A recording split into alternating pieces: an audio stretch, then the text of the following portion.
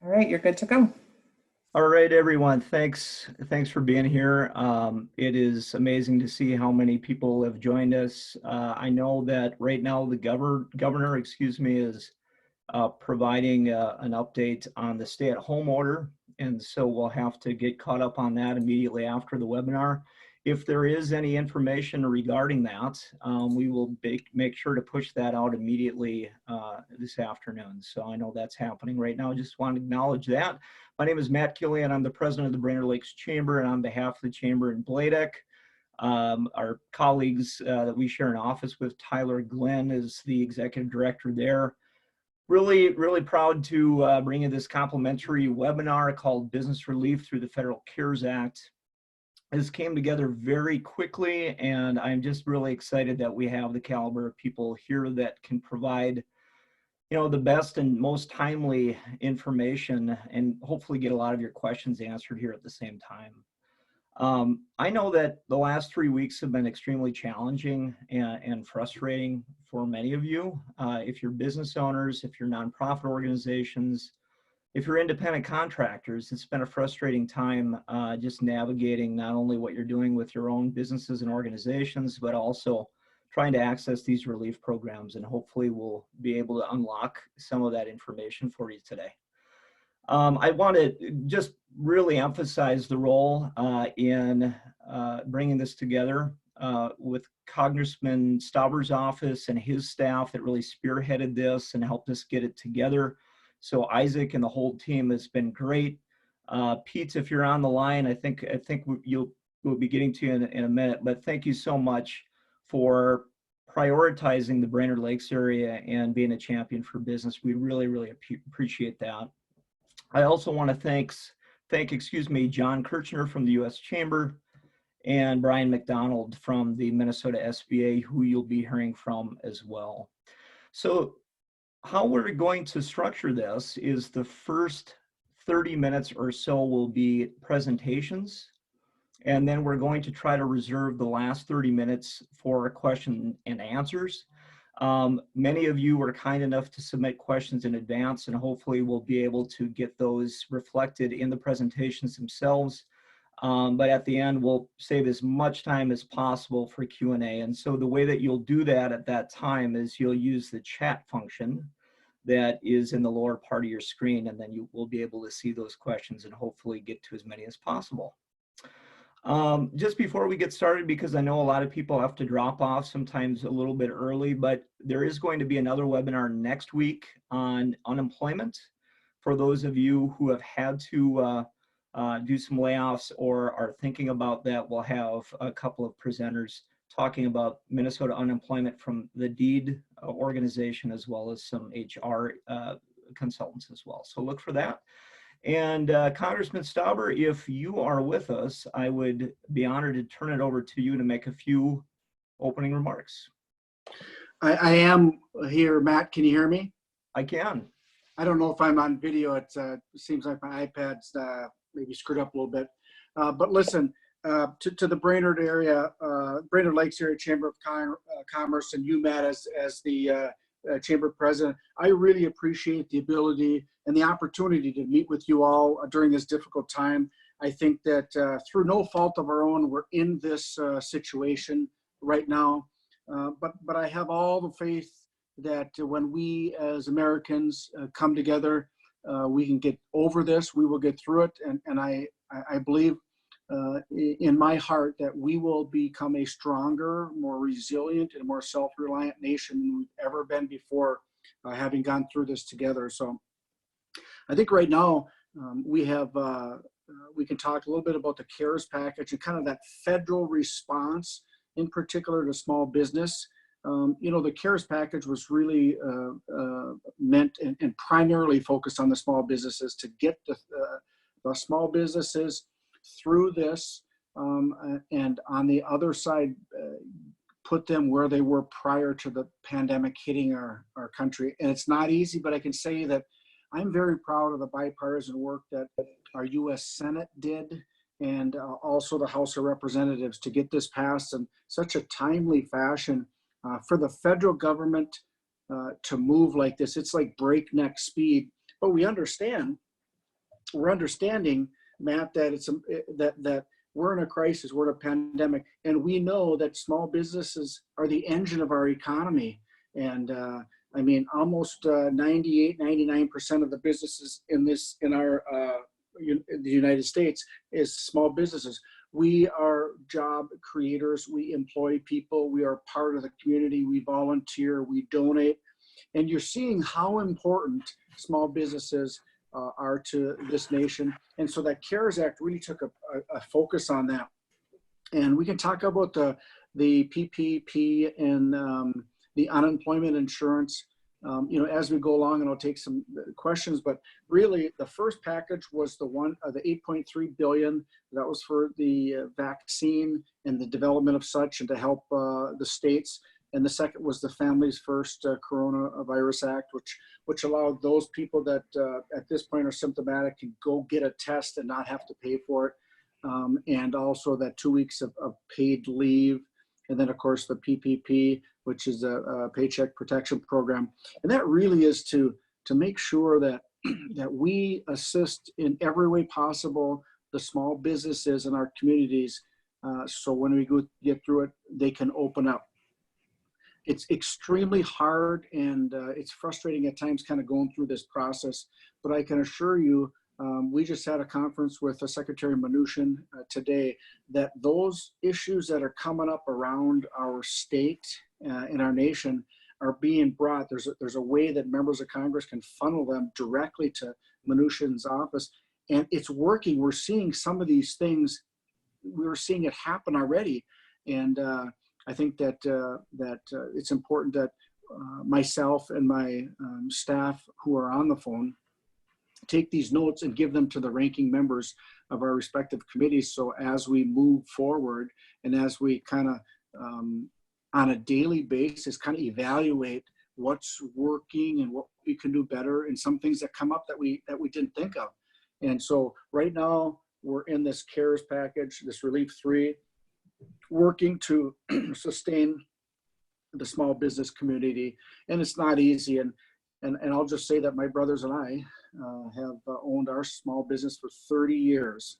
And I can tell you there's been great discussions. We've had more discussions in these last 2.5, 3 weeks than we have in 10 years, 12 years combined, because we're in it. And for me, the frustrations that people are going through, the working through Minnesota DEED as unemployment insurance, as you're signing up as small business owners now, because you can get unemployment insurance during this crisis. Even this Minnesota DEED is working overtime to try and make sure that your application goes forward and does so in a smooth fashion. And we're finding hiccups. I have a relative that owns a business, and it was they were put on in a holding pattern until they could confirm some different things. And we know it's not going to be easy, but the patience that we have put forward, or you have put forward, is really appreciated. And then that dialogue we have with some concerns that are being brought up almost on a daily basis. Then I think that as we evaluate, Matt, our CARES Package 3, there's talk about a Relief Package 4 even. But before we even go to 4, President Trump has requested $250 billion in addition to what we have in the CARES package right now, because it's been somewhat of a successful program. And there's like 3,900 lenders across the nation right now. And I want to just say to our lending community, we are extremely grateful for your patience. Some of the frustrations that have been placed on you by this pandemic and this legislation. It isn't perfect, but it's really, I think the focus was really to make sure we could do the best we possibly could. And we're finding holes in it, and we're trying to fix those and work with those on a daily basis.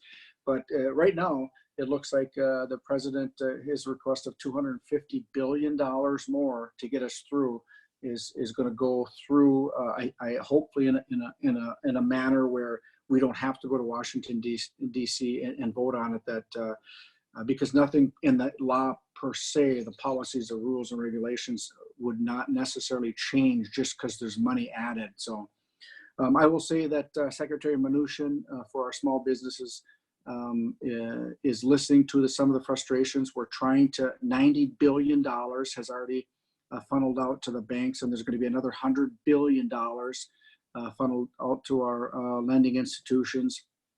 And we're looking for really some regulatory relief for our lending institutions during this time. I can share with you just moments ago, Secretary Mnuchin made the decision that for closing documents for these small business loans that can be forgiven if you qualify and follow the requirements. The closing documents can be those same closing documents that your local lender has used before. There was some confusion on, is the federal government going to put some type of special document towards this? No, we trust the lending institutions that have been that are really a backbone of our small business economy as well. So I think that's kind of an overall statement. But I would like to say that as we go through this, and we are going to get through it, there's also a look at our small businesses after we get through this.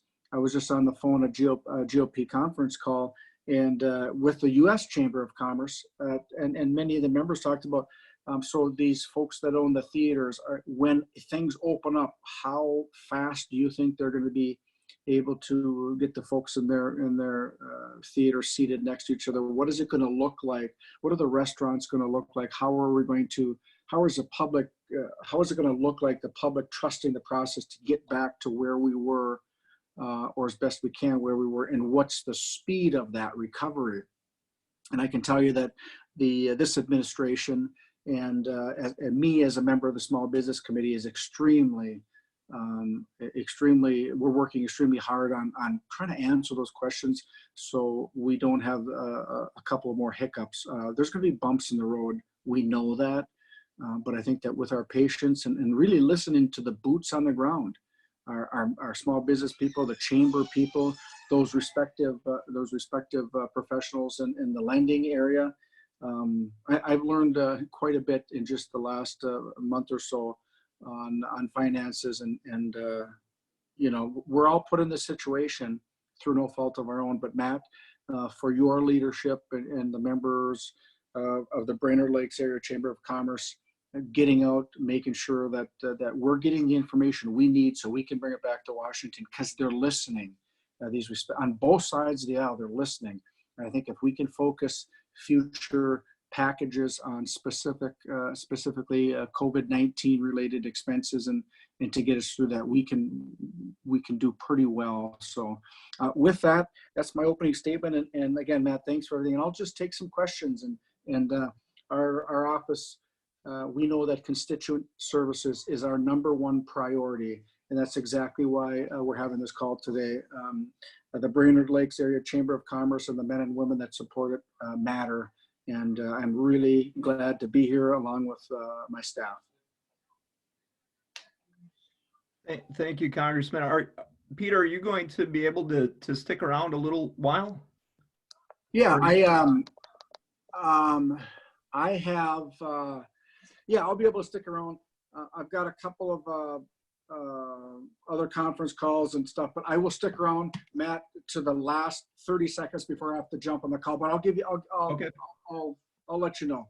Sounds good. And we'll hopefully field some questions. I'd love to save them to the end, though, if that's all right with you. You're running the meeting. That's fine. Yeah, thank you. And I would just double underscore the fact that your staff are very responsive, Louis Crombie and the Brainerd Lakes area, Isaac and the whole team. So if people have suggestions or challenges or recommendations of any sort, they're here to help. So I would just double underline that. And thanks a lot for being here again, Congressman. You betcha. With that, you mentioned the U.S. Chamber. That's a good segue.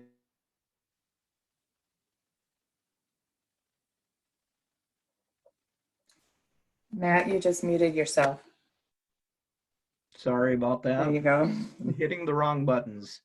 John is the Executive Director for Congressional and Public Affairs of the U.S. Chamber. If you are a Chamber member, you've likely seen John at different events that we've hosted as well. I am going to stop sharing my screen so John can share his, and we'll get into the bulk of the presentation. So John, take it away here in a few minutes. All right.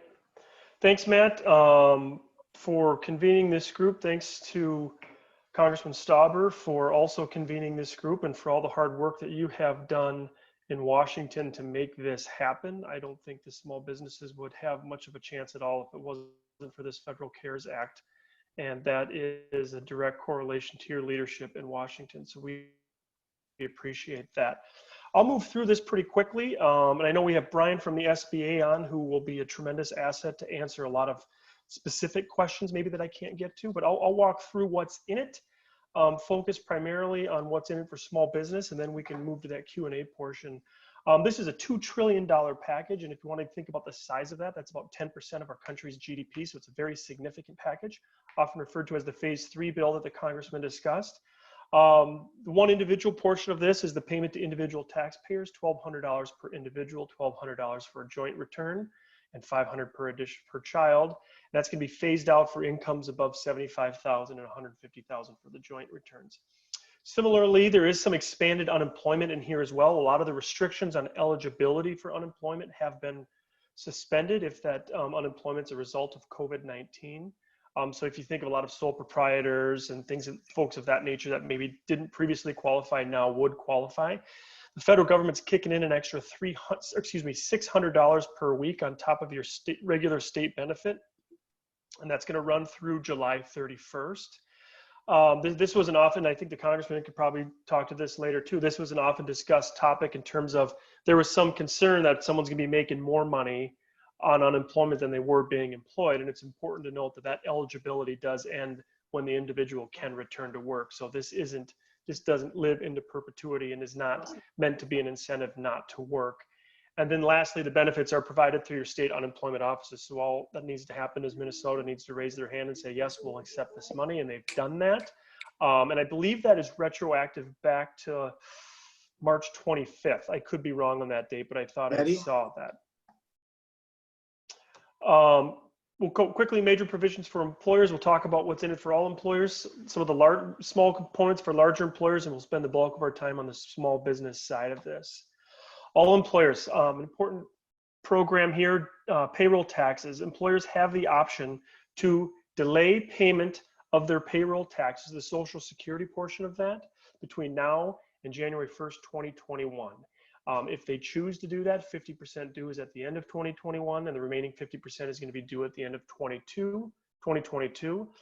It's important to note this is not a payroll tax cut. This is a delay of payment, and this, like many of the programs in the CARES package, is about providing liquidity for businesses to keep their employees engaged in their business, to keep their employees employed, so that this will serve as a bridge for when we return to regular commerce, that we can get this economy up and rolling more quickly. So this is not a payroll tax cut, but a delay in payments. Important to note, this does not apply to employers who have their loans forgiven under the Paycheck Protection Program, which we'll talk about later. Some quick tax changes regarding net operating loss, recovery of AMT credits, interest deductibility, quality improvement, property fix. Similarly, available to all employers, this employee retention credit. This hasn't been talked about a lot, but is a good asset for employers if it works for them.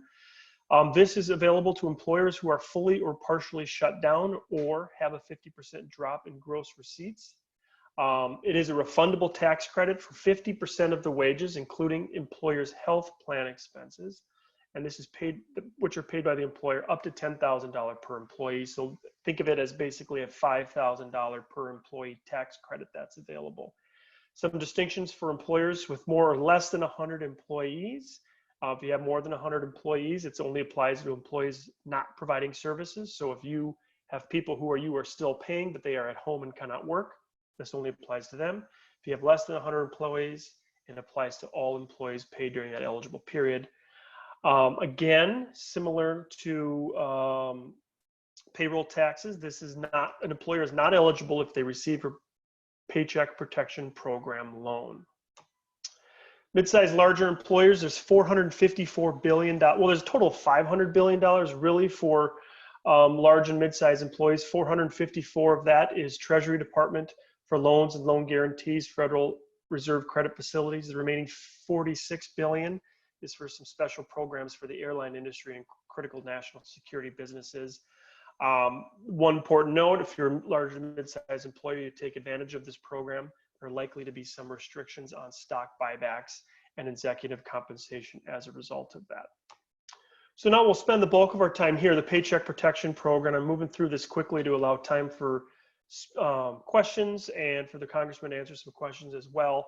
This is a $349 billion program in loans, in term loans for small businesses, which generally consist of less than 500 employees, also 501c3 nonprofits, self-employed sole proprietors, and independent contractors. So it's a very far-reaching, all-encompassing program.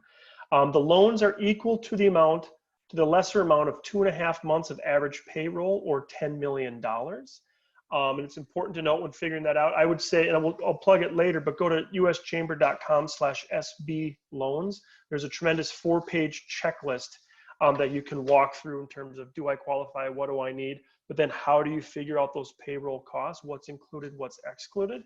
It's important to note that if you have an employee making over $100,000, you can only account for $100,000 of their salary when figuring out the payroll. These loans, what's unique about this too, are being administered by local and national lenders. So you have a lot of lenders right there in the Brainerd Lakes area, and I presume Matt's been in contact with many of them and knows who they are, who are engaged in this program, that are doing a tremendous amount of lending. Very minimal requirements required, no collateral, no personal guarantee. And what's unique about this program is that these loans will convert to grants equal to the amount of that loan that you spend on payroll, rent, interest on your mortgage, and utilities for 8 weeks after the origination. So if you imagine you take a $10 million loan, if you spend $8 million of that $10 million on payroll, rent, interest on mortgage, and utilities for 8 weeks after the origination, that $8 million will transfer into a grant and will be forgiven. And my understanding, and maybe Brian can correct me later if I'm wrong, is that 75% of that expense has to be payroll though. So again, this is focused on how do we keep employees being paid by their employers? How do we keep employees engaged with their employers? And it's also how do we not bankrupt the state unemployment insurance offices as well? A couple caveats to that. Loan forgiveness is reduced proportionally if you reduce your number of full-time employees. And similarly, loan forgiveness is reduced if you reduce wages by more than 25%. However, a lot of employers have already laid off their employees, or maybe will have to in the very short term. If you can avoid reduction in the forgiveness of this, if you bring back your employees and restore wages within 30 days and maintain that through June 30th. And I believe that 30-day mark is 30 days from when it was signed into law. So I think that deadline is April 26th. But this law forgives all the way back. If you laid somebody off related to COVID back to February 15th, you have until April 26th to bring them back on and restore their wages. And if you can do that and maintain them through June 30th, you can avoid that reduction of forgiveness, and you can maintain and continue to have that transition into a grant and not have to pay that amount back. Here's the checklist again, uschamber.com/SB loans. It's very useful, very helpful, very easy to manage. It's short and lays things out very nicely. So I'd encourage you to check that out. It will likely answer a lot of your questions that I may not have answered already. Another program that's not particularly new are these disaster loans, what are being called EIDL loans. Economic injury disaster loans. These are available to small businesses and all nonprofits, including faith-based. Again, with fewer than 500 employees, sole proprietors, independent contractors. So we've been told this is something that the Chamber of Commerce, a 501c6, would be eligible for. These loans are up to $2 million in working capital for a loan up to 30 years. Payments are deferred for 1 year. Again, let's get you some money in your system. Let's provide some liquidity. We'll defer the payments, allow you some time to get back on your feet as a business. Loans are based on credit scores. No tax returns are required. Up to $200,000 without a personal guarantee. There's also, what's new about this program is that there is an emergency grant up to $10,000 that is available to you that does not have to be repaid. So if you apply for an EIDL loan and you get your emergency grant up to $10,000, if for whatever reason you don't qualify for this loan, you don't have to give that money back, that emergency grant money back. This does interact with the Paycheck Protection Program. So my understanding is you can avail yourself to both programs. You just cannot double dip, so to speak. So you have to be very thoughtful and purposeful in terms of where you're going to spend the money, because you can't spend the money in the same places. So before you say, I'm going to apply for both, you're going to want to have a meaningful conversation with your lenders, with your accountants, whomever it might be, to figure out which is the right program, and similarly, how to allocate those resources. This is different from the Paycheck Protection Program. This is one you apply directly through SBA.gov, and they are administering this program as they always do. And I suspect Brian will have some insight on that process as well. Real quickly, I'll talk about two elements from the Phase 2 bill that the Congressman mentioned. Paid sick leave. Employers with less than 500 employees are required to provide 10 days of paid sick leave if that leave is required to COVID-19. Sick leave can be taken when your employee's ill or quarantined due to exposure, or if they have to take care of a family member or a child due to a school closure. Paid at the regular rate up to $511 per day if you're taking care of yourself. Paid at 2/3 of that, $200 per day if you're taking care of a family member. Payment up to the maximum is reimbursed by the federal government. There's a small exemption for employees with less than 50 employees. They may not have to provide that leave to take care of a child due to a school closure if providing that leave threatens the viability of your business. And paid sick leave is not available for an employee who can telework. Similarly, last slide here, FMLA, similar to paid sick leave, small businesses required to provide up to 10 weeks of paid FMLA if the employee needs to take care of a child or family member due to COVID-19. We're paid at the same rate, 2/3 of maximum pay, $200 per day, and $10,000 in the aggregate. This is, again, like the paid leave, in addition to any other FMLA that you may offer, reimbursed by the federal government. This is not available to an employee who can telework, however. So if your employee can work from home and take care of their kids due to a school closure, this does not apply to them. And that was kind of the bulk of a lot of the large things that came out of the Family First bill, the Phase 2 bill. Lastly, I'd encourage you to go to uschamber.com. There is a ton of information. There are checklists on the PPP loans, on the EIDL loans, on the employee retention credit, all of that, and specifically small business resources, uschamber.com/co.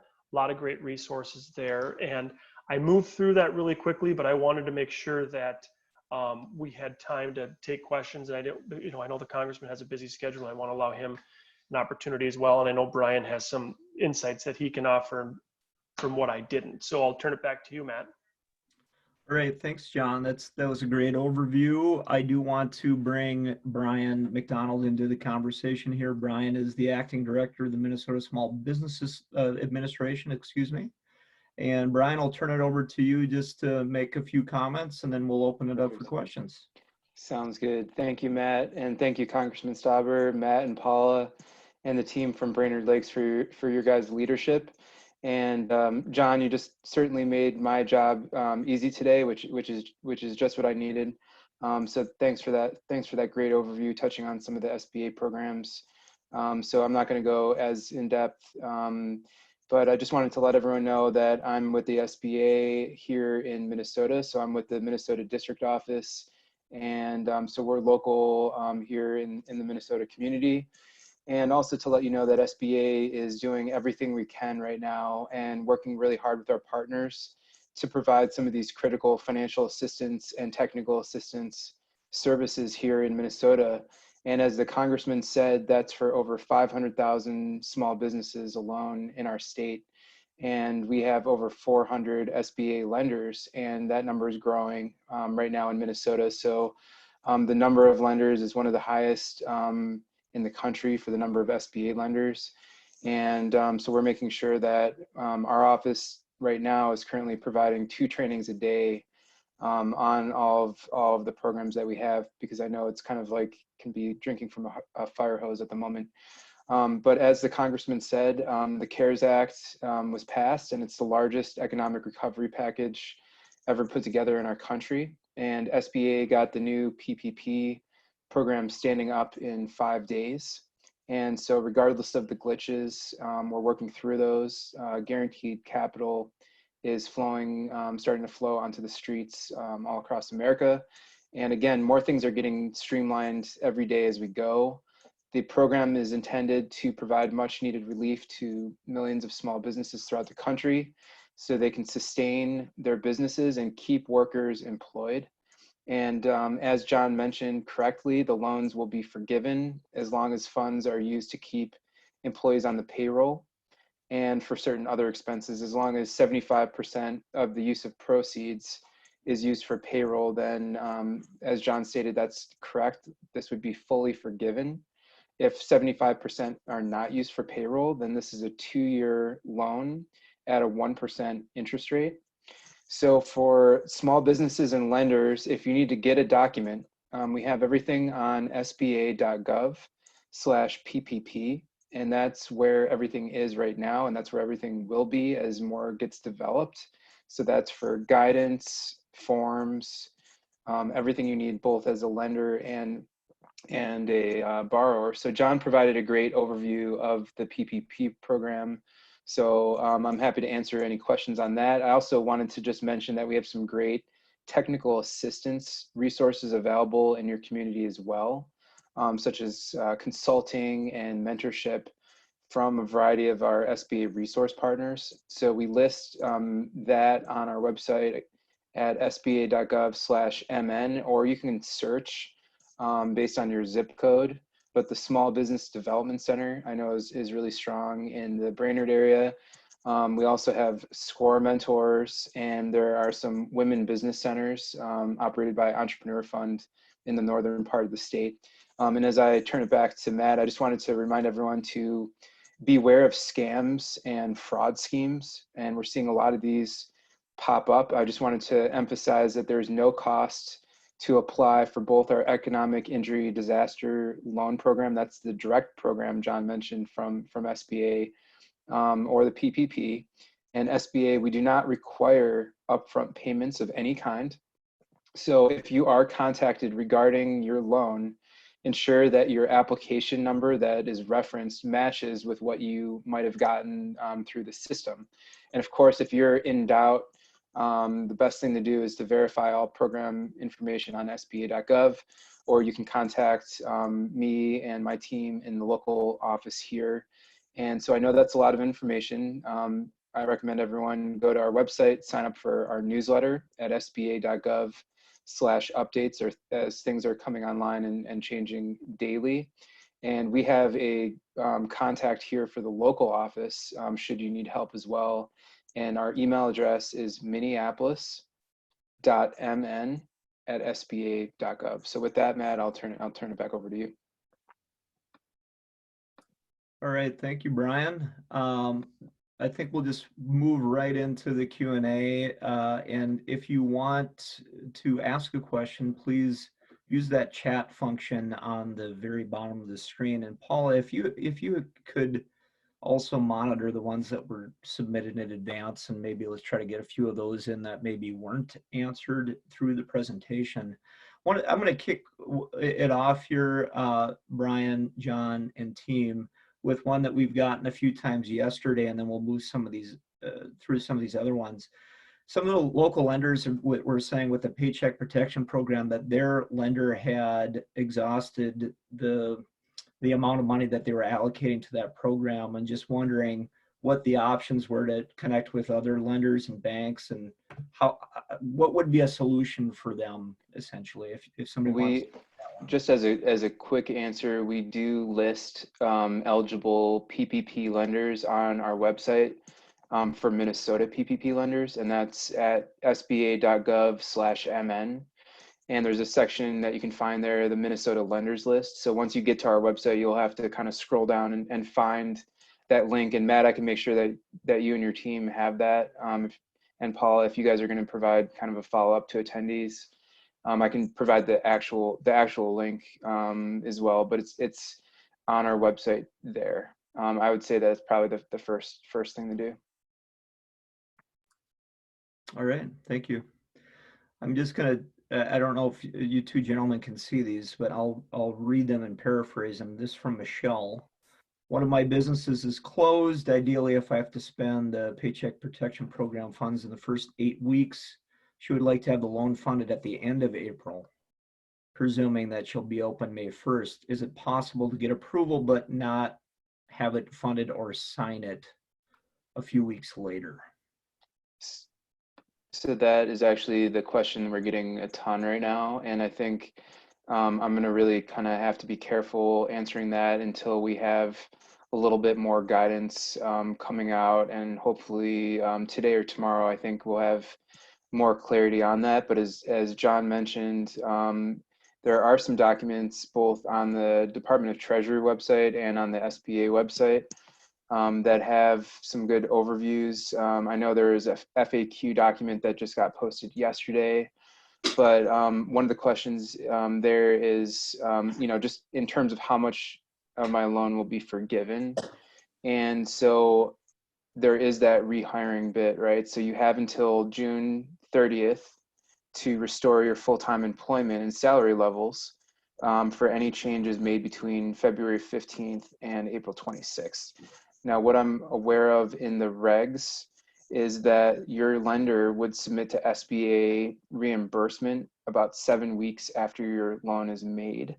So there's a few things that are just kind of getting shaken out right now in the guidance that I think in the next day or two should answer that question fully. So I'm just gonna hold until I can source the answer for you. Matt, can you hear me? I can. Yep. Go ahead. Yeah, Matt. It's interesting. First off, to John and Brian, great presentation. I mean, it's spectacular, and I can't thank you enough. It's just very professional. But to that question, I was just on a conference call, and ranking member Kevin Brady from the Ways and Means out of Texas stated that the 8 weeks starts at the date of your first payment. So it's not the application, it's actually the date that your first payment is given to you. That's when the 8 weeks starts. So I hope that clears something up. And I guess that, to me, and according to Kevin Brady, that was a recent decision made. So like I say, these decisions are fluid right now, but just within a half hour ago, that same question was asked, and ranking member Kevin Brady. So the date of the first payment, and then 8 weeks. And believe me, that this is kind of one of the top of the list questions right now. So Yeah. I think we're gonna find that out really soon, and just appreciate everyone's patience as we kind of work through some of the remaining items of guidance. All right. Thank I've you. got a couple questions that we got prior to this webinar have to do with sole proprietors. And can you talk a little bit about that? One said, they have a brick and mortar store, are open 6 days a week, year round. They pay ourselves with money left over after bills are paid. In other words, no W-2s. Which program should we apply for? And there was probably 3 or 4 questions at least about sole proprietorship. So I'll take a first crack at that if you guys want. I think you want to kind of assess right now what options are available to you and are on the table. And so I think it's, you want to first kind of get that landscape. And I think that's what was extremely helpful from John's presentation and some of the resources that they have at the chamber. And also, I think we have a pretty nice synopsis on SBA.gov right now. We have a few different coronavirus funding options. So I think it's a question that's obviously going to be really specific to your set of circumstances. I think exploring the options such as PPP. Now, certainly sole proprietors are eligible for PPP.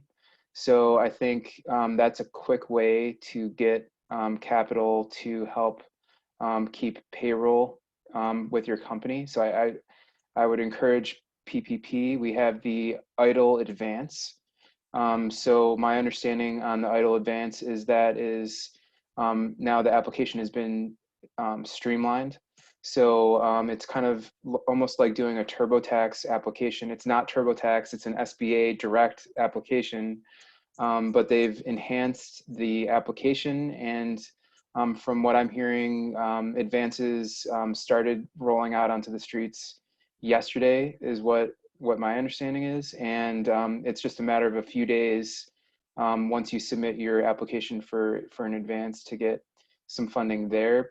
We also have express bridge loans available up to $25,000. So there's more information on the details on all of this on sba.gov.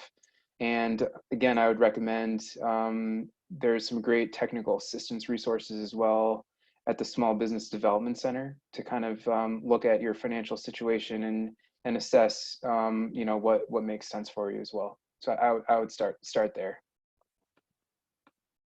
All right, thank you. I'm just going to start going through the questions. I think I have at least 5 of them here, and they're all very good. So hopefully we can get to as many as possible. And Paula, if there are other ones that you're seeing kind of clustered in that survey, we can get to those too. But this is from Larry at Executive Express.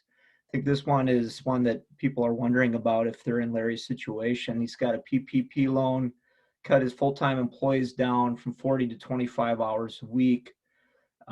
With the assumption that he can bring them back to full time.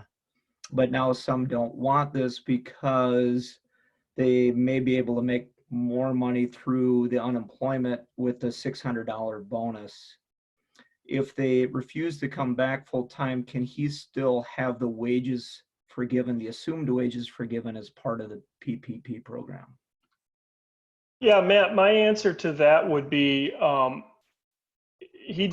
if he keeps the person employed and they decide to quit their job, my understanding is they're not eligible for unemployment or the extra benefits. So if he wants to keep people employed and they're interested in making more money on unemployment, if he's keeping them employed, they're not available for those extra benefits and for the unemployment. Yeah, Matt, that's exactly right. If they're unemployed, he brings them back, and that employee refuses to come back, he's not eligible for that. This isn't. I mean, we know that some people may try to do that, but the bottom line is just to get them help for this period of time. When that employer says to the employee A, okay, you're coming back, and employee A says, no, I'm making more on unemployment. That doesn't qualify at this point. Then it's only if the employer says, no, we're going to keep you, out of the business for a period of time. But yeah, you're exactly right. It will not qualify if the employee refuses to come back to work. Matt, I have another question here too, and there's a couple related to that within the pre-questionnaire. So it has to do with a lot of our businesses here who are affected mainly in tourism. So, or the busiest part of their year is really in the next 3-4 months. So in looking at the ERC, the 100 or the 50% shutdown, how will they be looking at those quarters? Can you speak to that? Or will they? As related to the employee retention credit, I think it's down 50% over a quarter last year.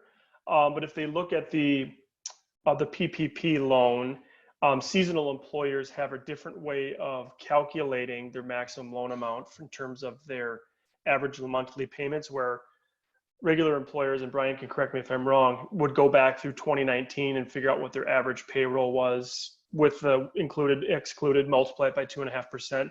The seasonal employees can choose a 12-week period beginning either February 15th or March 2019 or March 1, 2019, a 12-week period to figure out what their average payroll expenses were then too. So they have a different formula for figuring out their payroll expenses on that.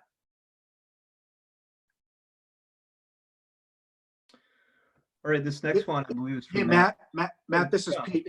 If I could just add on that, I will share with you, Governor Walz just extended that stay in place order till May 4th. So that question is extremely relevant right now for the resorts in the Brainerd Lakes area. I mean, it is the hope is that, as this, we're all trying to, we talk about flattening the curve, and I think we're doing a good job, but there's also that sentiment of the business community that says, okay, like there are things that we can open up and still be a social distance. And right now there's some folks shutting down boat launches. That's a family event. We've been, I take my 5 other family members, we go fishing for the day. We live in the same house. Why would you shut down the boat launch? So those are being questions. Those are questions that are being asked of those officials that are making the decision. So that's a really pertinent question for our resort owners. This is extremely, tough on those businesses. As you say, the next 3 or 4 months is where they make their monies for the year. And so I think that we're going to have, that we need to have a good discussion and have a good discussion with not only the Minnesota Chamber, but our respective individual chambers on how we can look at some of those businesses we can open up. Some of those businesses, how can we social distance? And a resort owner called me yesterday who had some the medical issues herself, and can't clean the cabins, but because it's not an essential business, she can't bring somebody in there to clean the cabins officially. And so she's concerned about not having those cabins cleaned when we open up. So there's Matt, you and other members of the chamber really have to come up with help the governor and our respected elected officials come up with an opportunity to maybe open some of these where we can keep social distancing. They're talking about potentially opening golf courses, etc. We can do it. We don't have to shut down the entire economy, but as we move forward, the first priority is the health of the citizens of our communities, the health and safety during this pandemic. And then in that parallel track, I think we can look at our business community and what we need to do. So that is a very relevant question in light of the extended stay-at-home order that was just given out by our governor. And I would just add on that there's some additional guidance from SBA that just came out yesterday that impacts seasonality with the PPP program. So I know that it just came out yesterday that in evaluating a borrower's eligibility for PPP, a lender can consider whether a seasonal borrower was in operation on February 15th or for an 8-week period between February 15th and June 30th. So I know that the guidance is being updated to try to take that into consideration as well for SBA programs. Yeah, and thanks for sharing that. I agree 100%. Obviously, we're talking golf courses, we're talking lawn care and landscaping maintenance, and we're talking boats, boat launches, boat landings. Very important. And just joking around this morning, I said I pity the fool who stands between a Minnesotan, his boat, and the lake in about 30 days. So we're certainly that's on our radar, and we're certainly going to be fighting for that. So I'm interested to see how that order came down. I'm going to go through some of these, and maybe we can popcorn these answers a little bit if there's a way to address them quickly. I'd like to get through all of them if possible. But Matt asks, how do you see the PPP verification process operating and how that flows into the forgiveness component? So is that question coming from, can you tell if that is that from a lender or is that from a business? I think that's from a business. Okay. And can you repeat the first part of that question? I'm sorry, Matt. So how does the verification process, the expenditure verification process operate, and how would that flow into the forgiveness component? Oh, I see. Okay, yeah. So how basically there is going to be some guidance coming out that the lender would collect, and then the lender would be responsible. My understanding in the regs is that then the lender would have to, at a minimum 7 weeks after the loan is made, would submit the request to SBA, and then SBA would make the reimbursement, is my understanding.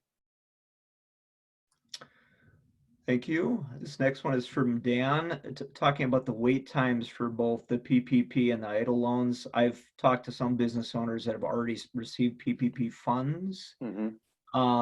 So what's the estimate on that? And then is there a way to check on the loan if you have an application number? Right. So two separate programs, obviously. So the EIDL is an advance, or it's a direct program from SBA. And so that's already been out on the street, and we expect that the advanced portion of that is going to be happening. It's already started happening a little bit yesterday. So I would just say, you know, be as patient as possible. We also did kind of put out a time frame again on the EIDL side that it would be about 30 days in terms of when you submitted your application to when a loan officer would be in touch. Now, I personally myself at the district office don't have a system to look up the status, but I could share with you a 1-800 number that a borrower can call to get an update on their EIDL loan. And that number I can give is 1-800-659-2955. So if you did submit an application for EIDL and you want to get an update, that would be the way that you would go about getting that. Now, PPP, totally separate program, not direct from SBA, right? It's through an SBA lender. Now, the timeline on that is going to be much quicker. Like Matt just said, some of those, the PPP program just started last Friday. So some of the program first became available for PPP less than a week ago. And so we're bringing more lenders online at this point who can do this program. Plus borrowers are starting to, you know, be able to access the program as well. So I think in the next couple of days, loan closings are going to occur. And, you know, so that program would be PPP. I would definitely recommend everyone. It's going to be more immediate. Again, that's through any SBA lender doing PPP. And if your lender isn't participating, we have a list of other Minnesota lenders that are participating as well. All right, thanks again. This next one from Ben, he talks about the emergency grant money, and the purpose of that, I'm assuming that's that first 10,000, is to service debts. Can this be used to pay off existing business debts, or can it only be used to pay the monthly loan obligation? So it can be used for any of the same proceeds as the normal EIDL loan. So it can be used to pay fixed debts, payroll, accounts payable, and other bills is what we say. So really, you know, the program is intended EIDL so that you can support paying the bills that you otherwise would have been able to have paid, but for this crisis happening. So. And then the last one, I believe on the chat, oh, maybe not. At least the last one for now, the next one from Mike. He has several employees that are high risk, maybe over 70 years old. They're choosing not to work right now. Is he correct in assuming that their absence will hurt his ability to meet the 75% payroll spending threshold? Right, and I think John kind of touched on that. That the forgiveness portion, and this is for PPP, the forgiveness is based on the employer maintaining or quickly rehiring employees and maintaining salary levels. So forgiveness would be reduced if the full-time headcount declines or if salaries and wages decline. So again, the intent of PPP in order to get the forgiveness portion is really on the payroll. Now, if that 75% threshold isn't met and you have the PPP loan and you're using the loan for eligible loan proceeds, it's a 2-year term at 1% with no fees to the borrower. Yeah, and Brian, and correct me if I'm wrong, but I would also add that employer can still pay them. I mean, there are plenty of employers who are shut down due to the shelter in place who are paying employees not to work right now, right?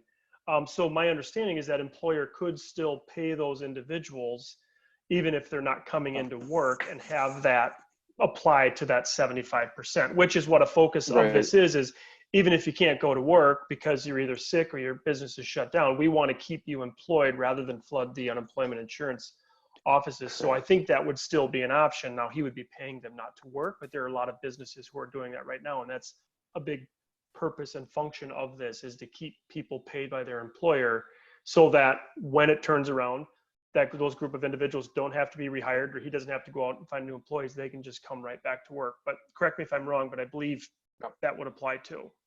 Yeah, thanks for stepping in on that, John. Yeah, that's exactly how I see it as well. That's how I'm reading the rules and the guidance that are out there for it. So yeah, I appreciate you covering that angle as well. Okay, I'm going to pop around to a couple other questions that I don't think have been addressed quite yet. One I think is fairly simple. If a person owns two separate businesses like Tammy, can that person apply for loans for both? So my understanding is, John, but my understanding is that it's at the business level. So they could apply as long as the businesses are separate entities. They could submit two applications. That's my understanding. Yes, we've been working under that same understanding as well. And there was a special, when you think of hospitality, I believe there was a special note in here too about restaurants, where to be considered under 500 employees, it's broadly considered all of your locations, but this allows you to consider it by location as well. So someone who maybe previously wouldn't qualify because they have multiple locations or whatever, if you've got franchise or however that works. So this does allow for that as well in terms of per location. So we assume that means per location in terms of separate business entities as well. And that's what we've been training on for the EIDL loan program as well. So especially with that restaurant example, it would, like, let's say someone owns 5 different restaurants, but they're all under the same parent company. Then we do say it would be one application under the parent entity. Yeah, that's both of you are exactly right. That's exactly what the intention is. Okay, great. This next one, again, I'm popping around here in the interest of time. This next one doesn't necessarily relate to the SBA, but I know a lot of people are wondering when the extra $600 might appear in the unemployment checks.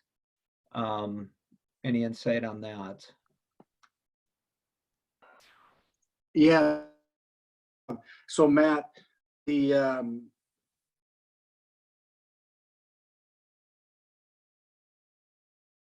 figure out how they're going to add that $600 onto the check, and I mean, we're putting this on the states to be able to do this on the unemployment insurance. So the bottom line is it's in the process right now, but it is a state function. That money goes to the state, and that individual who's unemployed gets their rate. Looking back, I think the last 4 of the 5 quarters, and then that $600 is added on. And so the state unemployment insurance is that should be in the system right now, and you want that first check to have that $600 in it.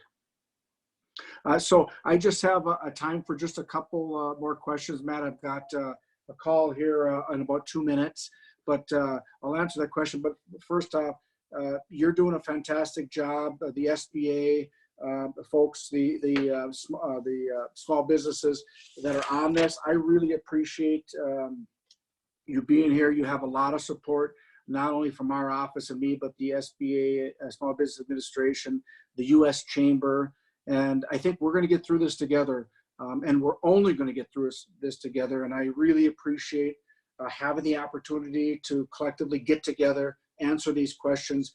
And I've said this before, we're going to get through this. We're going to be stronger, more self-reliant, and more resilient as we move forward. And so I'll take one more call or one more question, and then I have to go. Or I'll stay on for one question.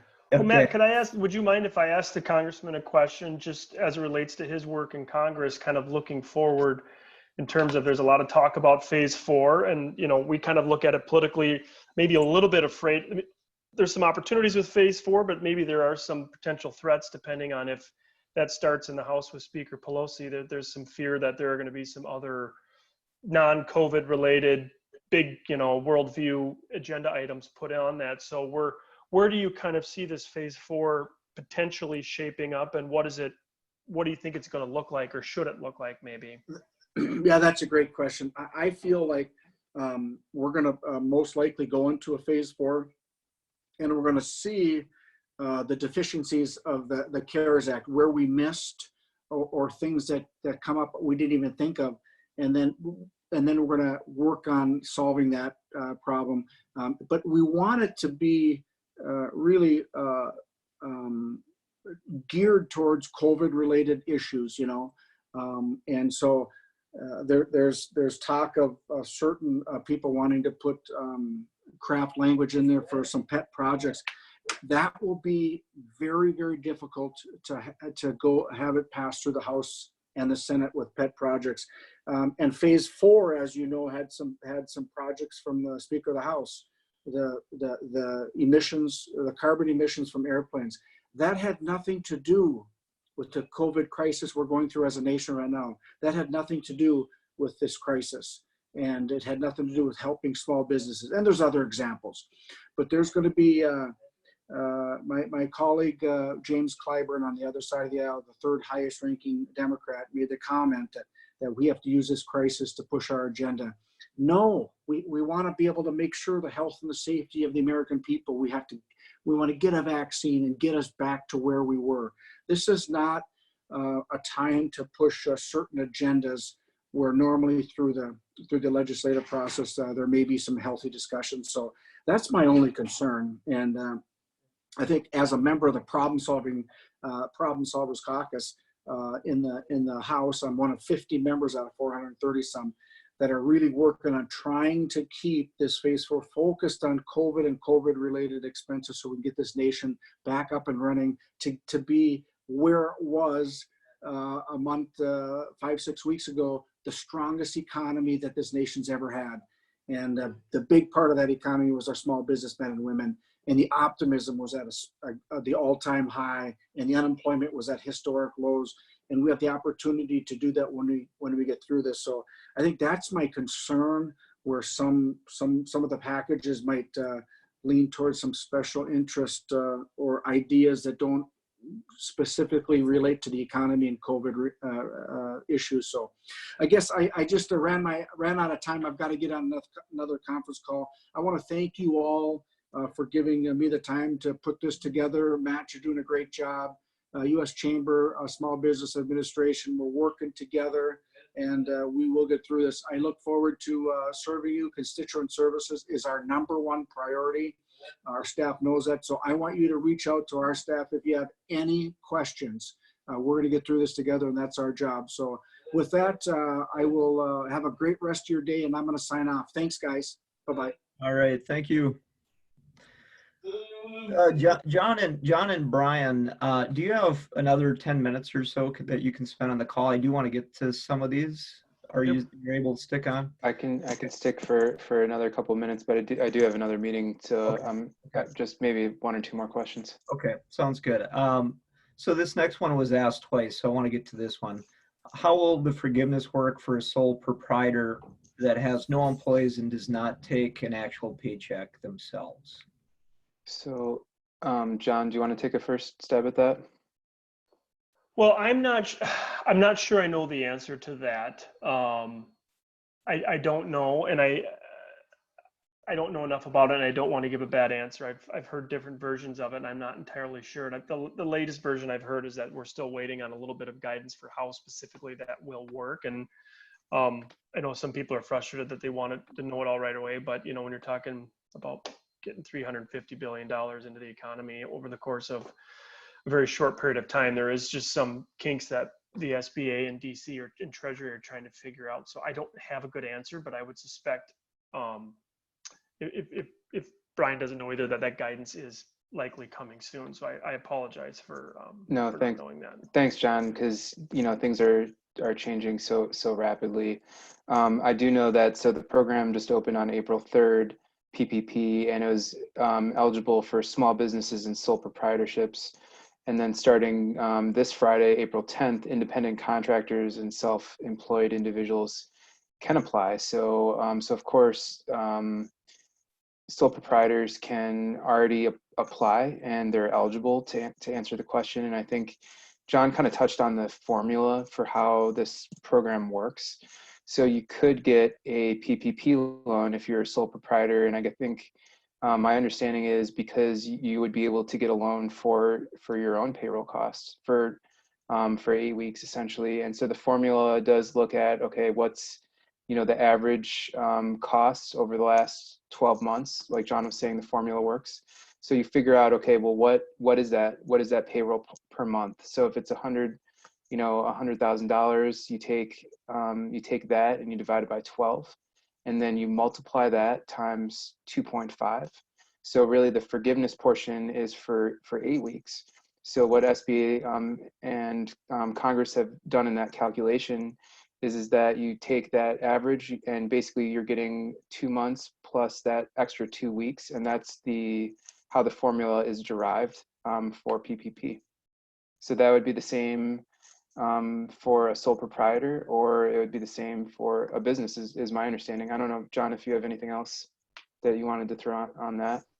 Yeah, no, all I'd add is we do have it on there in terms on that fact sheet, the uschamber.com/SB loans, in terms of how to figure it out for sole proprietors. And it kind of takes, if you're not taking a salary, it would take any net earnings from self-employment, any income, commission, any sort of payment. So if you're not paying yourself a salary per se, but you do have some sort of net income as a result of that, that's what you would use instead of a salary. But the important note is that you still only can apply up to that $100,000 mark, right? Anything over $100,000 for the payroll costs. And then of for the course, payroll eligible cost, right? use of proceeds is also interest on mortgage obligations, rent under lease agreements, and utilities. So I think you can kind of look at the average cost of all those items in addition to payroll. So I hope that helps that question a little bit as well. It's a good question.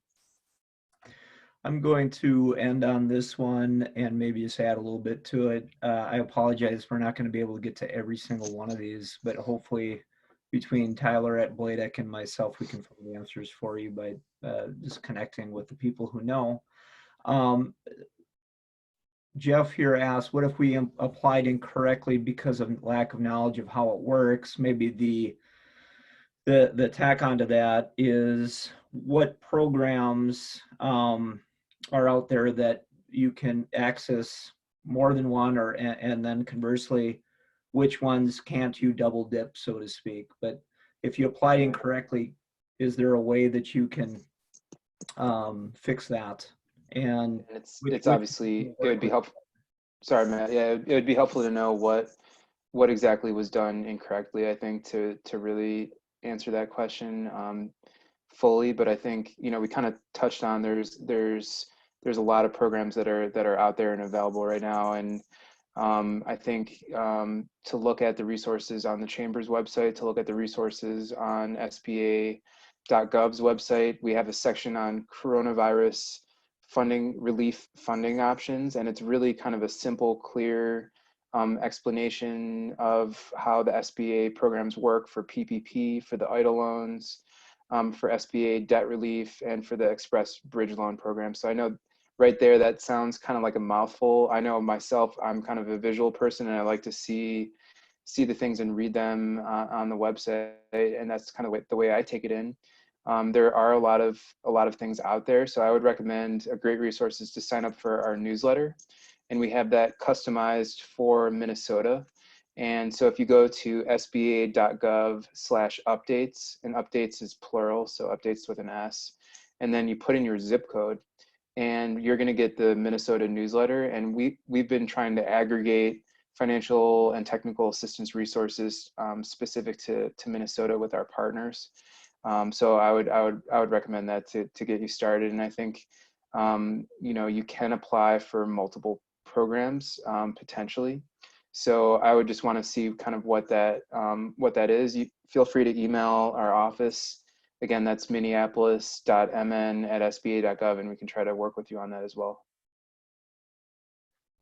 Well, great. Well, thanks again for the extra time. I'm going to turn this over to Tyler Glenn, the Executive Director of Bladek, for the last words. Tyler. Yeah, thank you, Matt.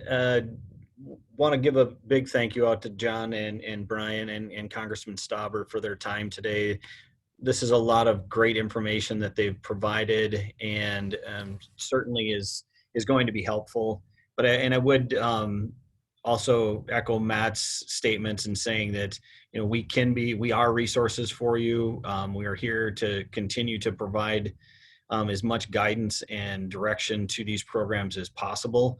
We know how to get a hold of Brian, certainly, and he is on a lot of our calls that we're having daily with the state offices. So just again, thank you for everyone that's participating and has been in on this call today or on this webinar today. So great information. Thank you very much for coordinating this, Matt. And again, we're here to help. So my information is listed on the screen now. So if anybody needs to get a hold of me, please feel free to do so. Thanks again.